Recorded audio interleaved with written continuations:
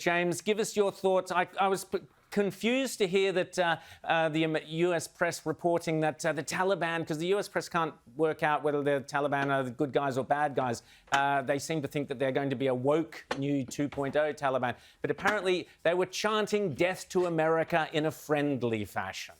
Yeah, I mean, look, this is exactly the same sort of reporting we've seen, about these terrorist savages since 9/11, which is, maybe we need to get to know them. Maybe they're not such bad guys after all. And, you remember those famous columns after September 11, 20 years ago, the old, why do they hate us? Why do they hate us?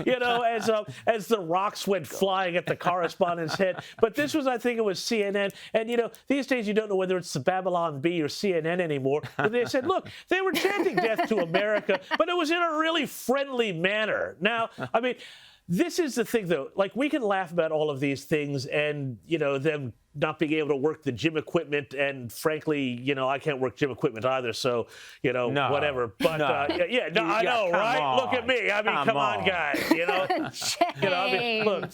Look, I regard those as just torture instruments, just as Maybe they they're going to use them for torture instruments. Exactly Maybe right, that's the plan. Yeah, Mullah Omar, your personal trainer, coming soon to a gym near you, But no, look, this is just an absolute debacle. It just keeps getting worse and worse and worse. I'll be talking about this more after the break. But the Biden administration has suffered an incomprehensible humiliation that is as bad as anything, certainly at least since Saigon.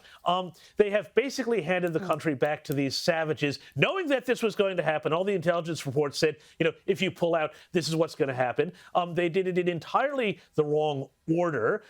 They left allies completely in the dark, to the point where the UK Parliament actually voted to condemn the Biden administration for their handling of this. The British military is now doing a better job getting Americans who are stranded in Afghanistan out of Afghanistan than the US military is, which is an absolute disgrace that there could possibly be American civilians left behind in this whole mess that's been created by the vacuum that the Biden administration has left.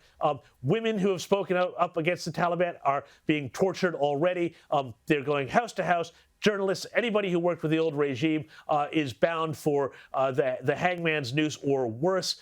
This is just an absolute disaster. And the bigger disaster is, of course, China is looking at this and rubbing its hands. Russia is watching this and rubbing their hands and having a shot of vodka.